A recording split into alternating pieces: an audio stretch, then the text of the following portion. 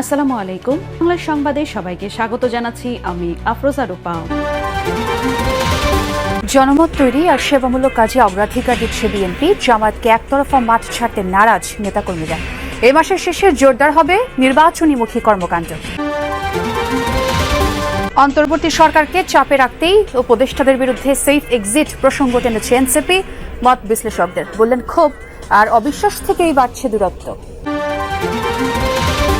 দেশে ফিরলেন ইসরায়েলের কারাগার থেকে মুক্ত মানবাধিকার কর্মী শহীদুল আলম।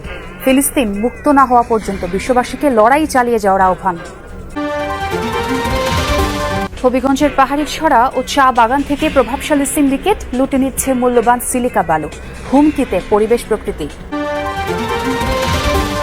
তফসিল ঘোষণার প্রায় 1.5 মাস বাকি থাকতেই ধীরে ধীরে গণসংযোগ আর সেবামূলক কর্মকাণ্ডে মনোযোগ বাড়াচ্ছে বিএনপি। ছোট ছোট দলে ভাগ হয়ে নারী সদস্যরা যাচ্ছেন ভোটারদের ঘরে ঘরে। পুরুষদের কাজে লাগানো হচ্ছে সেবামূলক কর্মকাণ্ড আর মানুষের নানা সমস্যা সমাধানে। এতে জামায়াতের একতরফা প্রচারণা ঠেকানোর পাশাপাশি রাজপথে শক্ত অবস্থানও নিশ্চিত হবে বলে মনে করেন বিএনপি নেতারা। দলের স্থায়ী কমিটির সদস্য সালাউদ্দিন আহমদ জানিয়েছেন, চলতি মাসের 3য় সপ্তাহ থেকে সারা দেশে আরও জোরদার হবে ধানের শীষের নির্বাচনী কর্মকাণ্ড। আরিফিন শাকিলের প্রতিবেদন।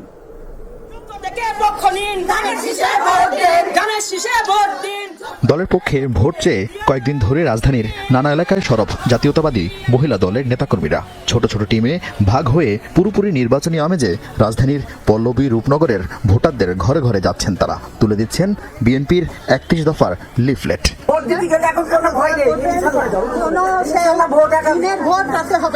কিন্তু নির্বাচনের এখনো তফসিলি হয়নি। তবুও কেন গণসংযোগী বিএনপি নেতারা জানালেন, তারা এতদিন চুপ থাকলেও বসেনি জামায়াত। দলটির মহিলা কর্মীরা কেন্দ্রভিত্তিক প্রচারে নামেন আরো কয়েক মাস আগে। মূলত সেই একতরফা প্রচার ঠেকাতেই বিএনপি ও নারী সম্পৃক্ত গণসংযোগ আর 14 অক্টোবর থেকে জেলা ভিত্তিক সেমিনার করার উদ্যোগ নেয়। কেন্দ্রভিত্তিক এলাকাগুলো নির্ধারণ করে আমরা 3 জন করে, একজন দলনেতা 2 জন কর্মী নিয়ে এক এক দিন এক এক এলাকার প্রত্যেকটা লাইন, মানে আমাদের প্রত্যেকটা লাইন অনুযায়ী আমরা ডোর টু ডোর যাচ্ছি। আমরা যে আশানুরূপ সারা পাচ্ছি যে তাদের একটাই কথা যে ভোট হবে, আমরা ভোট দিতে পারবো।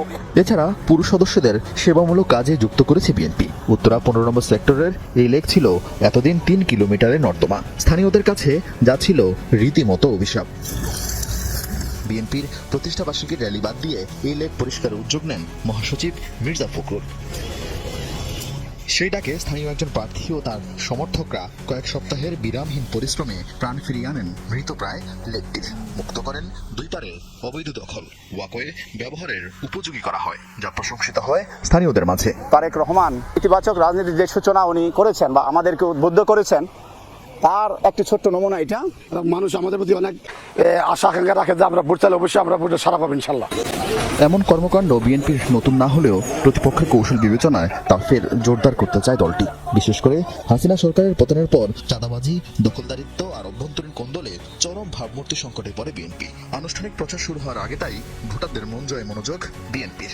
এই মাস থেকেই আমাদের সকল কর্মকাণ্ড নির্বাচনমুখী জনসংযোগ এবং প্রচারণা ব্যাপকভাবে শুরু হবে।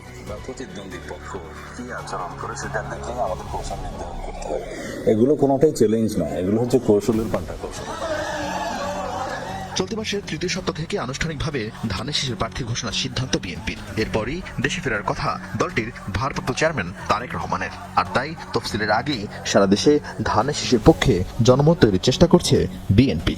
রাজনীতির আলোচনা এখন সেফ এক্সিট প্রসঙ্গ। অন্তর্বর্তী সরকারকে চাপে রাখতেই উপদেষ্টাদের বিরুদ্ধে এই প্রসঙ্গ তুলেছেন এনসিপি নেতারা।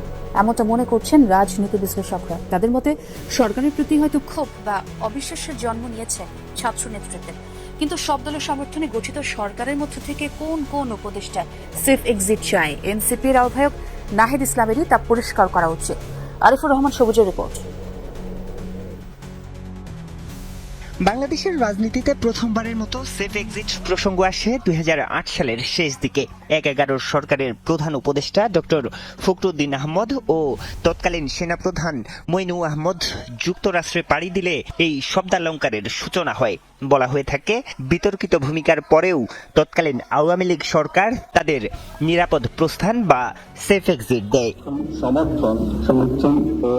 17 বছর পর নোবেলজয়ী ডক্টর মোহাম্মদ ইউনূসের নেতৃত্বে একই আদলে গঠিত অন্তর্বর্তীকালীন সরকার যখন নির্বাচন আয়োজনের প্রস্তুতি নিচ্ছে তখন আরও একবার এসেছে সেফ এক্সিট প্রসঙ্গ। আর এই অভিযোগ করেছেন খোদ নাহিদ ইসলাম, তরুণদের নেতৃত্বে একটি গণ অভ্যুত্থানের পর যিনি এই সরকার গঠন প্রক্রিয়ার সাথে নিজেই জড়িত ছিলেন। তার ক্ষোভের বহিঃপ্রকাশন হতে পারে, ভাবছে যে এই সরকার শেষ পর্যন্ত তাদের ট্র্যাকে নাই, তারা তাদের দলটাকে গুছাইতে পারলো না, সংগঠিত করতে পারলো না। এটা এক ধরনের হতাশা থেকেও হতে পারে।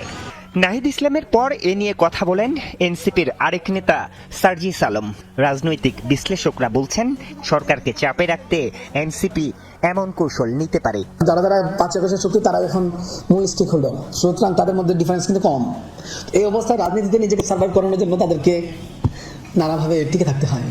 টিকে থাকার জন্যই তারা নানান সময় নানান ইস্যু সামনে নিয়ে আসেন। এটাও ঠিক যে এই সরকার যখন চলে যাবে তখন স্বাভাবিকভাবে সরকারের অধিকাংশ লোকই বাংলাদেশে না থাকার সম্ভাবনা বেশি। খোদ ইউনূস সাহেবও হয়তো চলে যেতে পারেন। তবে সেফ এক্সিট প্রসঙ্গ এখন আর শুধু সরকার এবং এনসিপির মধ্যে সীমাবদ্ধ নেই। বিশ্লেষকরা বলছেন ঢালাও মন্তব্য নয়, কারা এক্সিট চায় তা পরিষ্কার করতে হবে নাহিদ ইসলামকেই। যদি আপনার কাছে মনে হয় কেউ অপরাধ করে থেকেছে এবং এই অপরাধের ব্যাপারে আপনার কাছে অকাট্য প্রমাণ থাকে, তাহলে তো আপনি তাকে এখনই বিচারের মুখোমুখি করতে পারেন। আপনি সেফ এক্সিট পর্যন্ত অপেক্ষা করছেন কেন? এই সরকার তো কোনো অপরাধীকে প্রতিরক্ষা দেওয়ার জন্য, কোনো অপরাধীকে রক্ষা করার জন্য তো সরকার গঠন হয়নি। এটা তো তথাকথিত সরকারের মতো না। এখন এই মুহূর্তে সেফ এক্সিটের প্রমাণ কি? শেখ হাসিনাকে ফোন কল করা, সেই রেকর্ড তো বের করা দরকার। বের করলে তাকে তো ওই দায়িত্ব থেকে সরিয়ে দেওয়া দরকার। ছাত্র জনতা ও সব রাজনৈতিক দলের সমর্থনেই গণ অভ্যুত্থান পরবর্তী এই অন্তর্বর্তীকালীন সরকার গঠিত হয়েছে।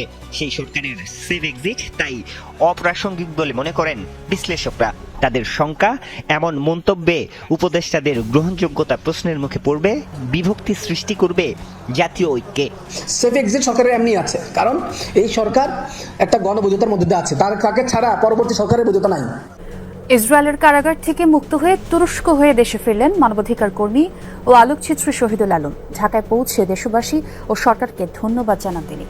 আটক অবস্থায় তার উপর মানসিক ও শারীরিক অত্যাচারের কথাও জানান শহীদুল আলম। ফিলিস্তিন মুক্ত না হওয়া পর্যন্ত বিশ্ববাসীকে লড়াই চালিয়ে যাওয়ার আহ্বান জানান এই মানবাধিকার কর্মী। অবশেষে দেশে ফিরতে সক্ষম হলেন বাংলাদেশি আলোকচিত্রী ও মানবাধিকার কর্মী শহীদুল আলম। বিমানবন্দরে অবতরণের পর বন্ধু, স্বজন, সহকর্মীদের ভালোবাসায় সিক্ত হন শহীদুল আলম। কৃতজ্ঞতা প্রকাশ করেন অন্তর্বর্তী সরকার ও জনগণের প্রতি। বাংলাদেশি যারা সারা পৃথিবীর থেকে সাড়া দিয়েছে, দোয়া করেছে, ভালোবাসা পাঠিয়েছে, তাদের কাছে আমি কৃতজ্ঞ। বিমানবন্দরে জানান আটক অবস্থায় মানসিক ও শারীরিক অত্যাচারের শিকার হয়েছেন তিনি। তবে গাজাবাসীর কষ্টের তুলনায় তা তুচ্ছই মনে করছেন এই মানবাধিকার কর্মী। এই যাত্রায় অংশ নিতে পেরে গর্বিত তিনি।